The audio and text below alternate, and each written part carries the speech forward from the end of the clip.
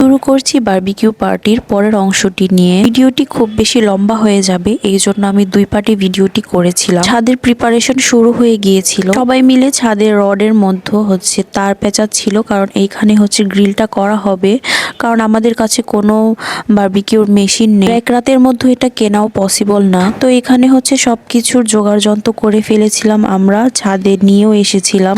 আমার প্রচুর পরিমাণে ঠান্ডা জ্বর লেগেছে, এই জন্য ভয়েসটা ক্যানক্যানে শোনাচ্ছে, আপনারা প্লিজ ইগনোর করে নেবেন। তা না হলে ব্লগটি আরো আগে আপলোড করে দিতাম। সুস্থতার কারণে আসলে কিছুই করা হয় না। তো এখানে ও আগুন জ্বালাচ্ছিল, ও ঠিকঠাক ভাবে আগুন জ্বালাতে না পারায় আসলে ধোঁয়া উঠছিল অনেক বেশি, এবং আমি ওকে বকা দিচ্ছিলাম। তারপর আলমারি থেকে যত পরিমাণের শপিং ব্যাগ ছিল, কাগজপত্র ছিল, সবকিছুই নিয়ে এসেছে। এগুলো আগুনে পোড়াবে, এই জন্য পুরোনো কাঠ ছিল, যা যা ছিল, পাতা ছিল, সবকিছুই দিয়ে আগুন জ্বালিয়েছে ফাইনালি।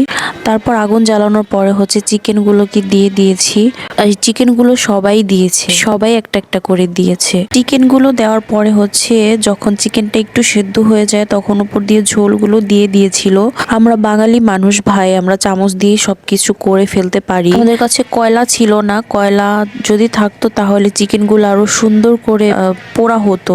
আমার আব্বুকে যখন ভিডিও কলে দেখাচ্ছিলাম, তখন সে বলছিল যে কয়লা ছাড়া এগুলো কখনোই পারফেক্ট হবে না, ভেতরে কাঁচা থাকবে, এগুলো খেলে দেখবা যে পেট খারাপ হবে। কিন্তু এগুলোকে আমরা ভালো করে পুড়িয়ে নিয়েছিলাম, এবং ভেতর একটু কাঁচা ছিল না। এই খাওয়ার সময় না আসলে অনেক বেশি এনজয় করেছি। যাদের ভেতরে কাঁচা কাঁচা ছিল তারা আবার আগুনে দিয়ে পুড়িয়ে তারপর খেয়েছে। কি যে একটা অবস্থা হয়েছিল খাওয়ার সময়, একদম কয়লা হয়ে গিয়েছিল সবকিছুই। একটু পরে দেখতে পারবেন যে কি কন্ডিশন হয়েছিল খাওয়ার সময়। আমি তো ভিডিওটা দেখছি, এখন আবার আমার খেতে ইচ্ছা করছে। আর কাঠ জ্বালিয়ে করা হয়েছে, এই জন্য স্মোকি ফ্লেভার এসেছিল অনেক বেশি।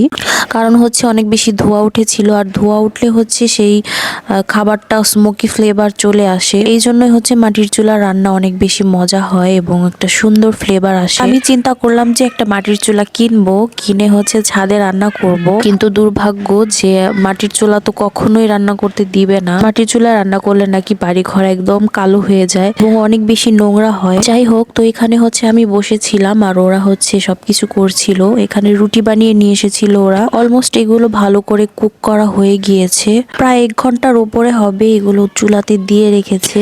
তো ডিসিশন নিলাম যে এগুলো এখন তুলে ফেলবো। এগুলো তুলে মাছ দিয়ে দিবে। আর ওইখানে আগুনের যে তাপ ছিল, একজনও সোয়েটার পরেছিল না এই ঠান্ডার মধ্যে। এই রাতে সবাই আগুনের পাড়ে বসেছিল সোয়েটার খুলে। এখানে আসলে এত পরিমাণের তাপ ছিল। আমার জামাই জ্যাকেট খুলে গেঞ্জি খুলে বসেছিল গরম লাগার কারণে। তো হয়ে গিয়েছে আমাদের বারবিকিউ।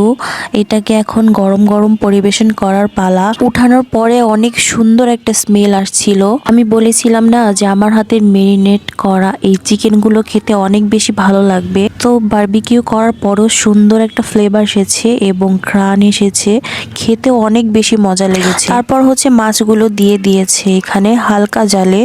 জালটা একটু কমিয়ে দিয়েছিল, কারণ বেশি জালে মাছ দিলে একদমই পুড়ে যাবে। যেহেতু আমরা খেতে বসেছিলাম, এখানে আগুন কন্ট্রোল করার জন্য কেউই থাকবে না। রুটি দিয়ে খেতে অনেক বেশি মজা লেগেছে। আর আমি একটা ধনেপাতার সস বানিয়েছিলাম, যেটা দিয়ে খেতে আরো বেশি মজা লেগেছে। আমার হাতে রান্না বান্না অনেক বেশি মজা হয়, আমি এটা গর্ব করে বলতে পারি। এটা নিজের প্রশংসার কিছু না। আমার হাতে রান্না যেই খেয়েছে সে কখনোই বলতে পারেনি যে এটা খারাপ হয়েছে। তো এখানে দেখুন, আমরা অনেক বেশি হাড্ডি চাবাই, তো হাড্ডিগুলো কাঁচা কাঁচা ছিল, যার জন্য আবার আগুনের তাপে মাছের সাথে দিয়ে আগুনের পাশে বসে আবার সবাই আগুন থেকে হাত দিয়ে খাওয়া শুরু করে দিয়েছে। তো খাওয়া দাওয়া শেষ করে আগুন জ্বালিয়ে অনেকক্ষণ আড্ডা দিয়েছি আমরা।